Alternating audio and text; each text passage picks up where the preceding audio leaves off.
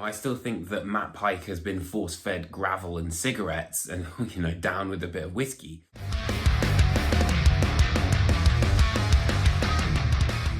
Hi guys, welcome back, and hello if you are new. So 26 years together, a Grammy win under their belt, and 8 albums in, High on Fire have finally returned in the form of Cometh the Storm.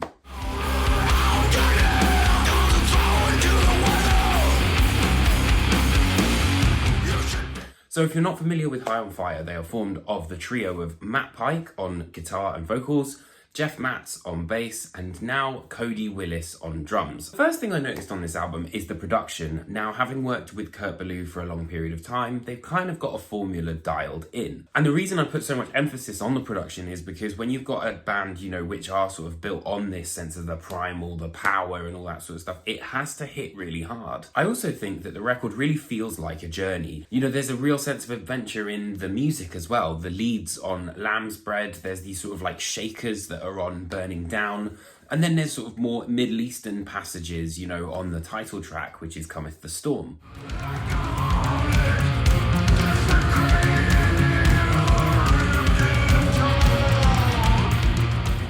And then you've got the interlude of Karanlik Yol, which uses, Turkish instruments. It has that sort of Arabian, Middle Eastern sort of feel, particularly in the melody. So I think with Cody, he's got a real sense of variety to it. I think Trismegistus has a little bit more of a personality behind it. There's like little fills which really stand out. But of course, it wouldn't be a High on Fire album without some of the most earth-crushingly heavy riffs that you've ever heard.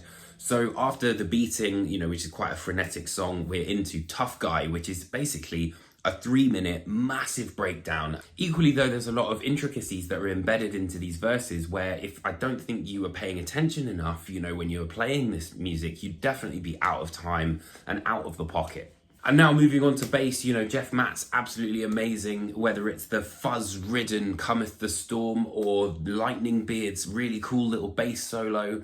He's always kind of anchoring that rhythm section down. Where guitar solos are concerned, I think Matt Pike has really outdone himself. The Beating is kind of more of an energized, frenetic style solo. Hunting Shadows is probably the most melodic track on the album and has more kind of like heavy metal tendencies, but then there's almost like a psychedelic idea on Cometh the Storm, which I thought was really interesting.